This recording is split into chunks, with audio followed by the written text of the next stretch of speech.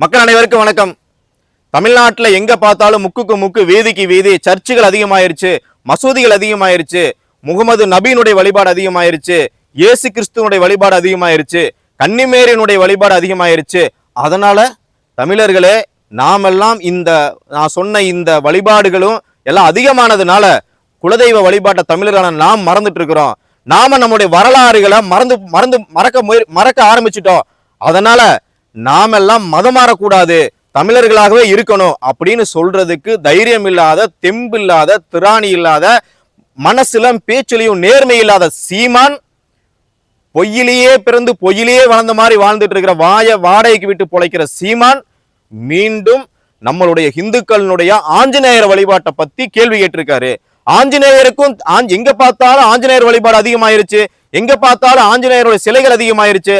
அதனால நாமெல்லாம் ஆஞ்சநேயரை புறக்கணிக்கிற மாதிரி தமிழர்களுக்கும் ஆஞ்சநேயருக்கு சம்பந்தம் இல்லாத மாதிரி மீண்டும் ஒரு விச பேச்சை பேசி இருக்கின்றார் சீமான்.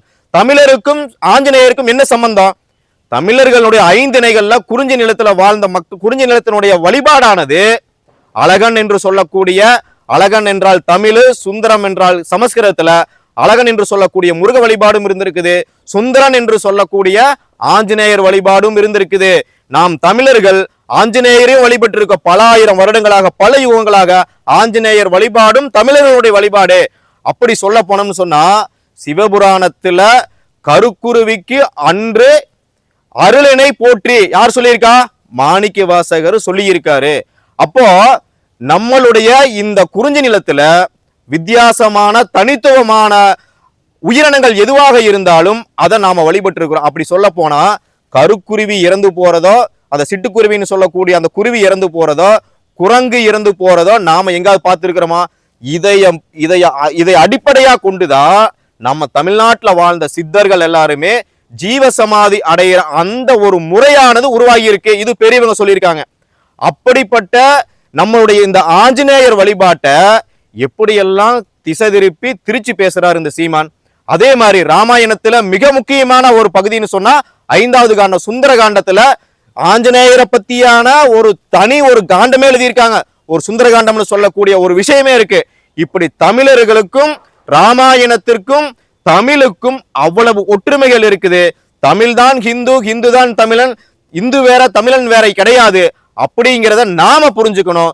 அப்படி சொல்லக்கூடிய, அப்படி அந்த மாதிரி தமிழர்களுக்கு விரோதமா பேசக்கூடிய சீமான் மாதிரி ஆட்கள் எல்லாம் நாம அடையாளம் கண்டு புறக்கணிக்க வேண்டும். அவர் பின்னாடி போகக்கூடிய இளைஞர்கள் சிந்திக்க வேண்டும். ஒன்று, இப்ப சீமானுக்கு திருப்பி நம்மளுடைய கேள்வி என்னன்னு சொன்னா, சனிக்கிழமைனா ஆஞ்சநேயர் கோயிலுக்கு போறான், திங்கக்கிழமையானா சிவன் கோயிலுக்கு போறான், பிடிச்ச கோயிலுக்கு போறான்.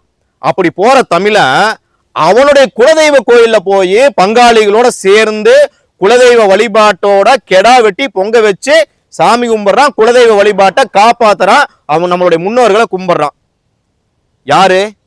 அதே ஆஞ்சநேயரை கும்பிடக்கூடியவன், அதே சிவனை கும்பிடக்கூடியவன், அதே ராமரை கும்பிடக்கூடியவன், அதே கிருஷ்ணரை கும்பிடக்கூடியவன் தான் குலதெய்வத்தையும் கும்பிடுறான். அப்போ இப்ப நாம கேட்கிற கேள்வி என்னன்னு சொன்னா, கோவை குண்டு வெடிப்புக்கு மூளையாக செயல்பட்ட அந்த பாட்ஷாவை நீ தந்தைன்னு சொல்ற, அப்பான்னு சொல்ற. அந்த முஸ்லீம்களும் கிறிஸ்தவர்களும் தமிழர்கள் தான் நீ ஏத்துக்கிற. இப்ப நம்ம கேள்வி என்னன்னு சொன்னா, யாரெல்லாம் ஆஞ்சநேயரை கும்பிடுறானோ அவனெல்லாம் குலதெய்வத்தை கும்பிடுறான். அவன் பேர் என்ன வச்சிருக்கிறான்? ஆஞ்சநேயர் கும்பிடக்கூடிய என்ன வச்சிருக்கிறான்? என் பேர் பழனிசாமி, கருப்புசாமின்னு பேரு வைக்கிறான், சின்னசாமின்னு பேரு வைக்கிறான், தமிழ் பேரெல்லாம் வைக்கிறான். எவனாவது ஒருத்தன் இஸ்லாம் மதத்தை கடைபிடிக்கிறவன், பள்ளிவாசலுக்கு போகக்கூடியவன், சர்ச்சுக்கு போகக்கூடிய எவனாவது அவனுடைய குலதெய்வத்தை மறுபடியும் திரும்ப குலதெய்வத்தை கும்பிடுறானா? அவன் எவனாவது கருப்புசாமி, சின்னசாமி, பழனிசாமின்னு பேர் வைப்பானா?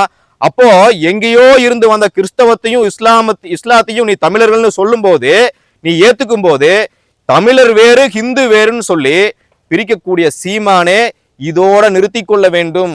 உன்னுடைய கிறிஸ்தவ மதவெறி, உன்னுடைய இஸ்லாமுடைய மதவெறி, உன்னுடைய ஓட்டு அரசியலுக்காக உன்னோட பாணியிலேயே சொல்லணும்னு சொன்னா, ஒரு சாணு வயிற்றுக்கு என்னெல்லாம் கூவறீங்கடா அப்படின்னு இந்த திராவிட பக்கிகளை பத்தி பேசுறீங்களா, இந்த 200 ரூபா ஊபிஎஸ் பத்தி நீ கேட்கறீங்களா, அதை நாங்க கேட்கிறோம்.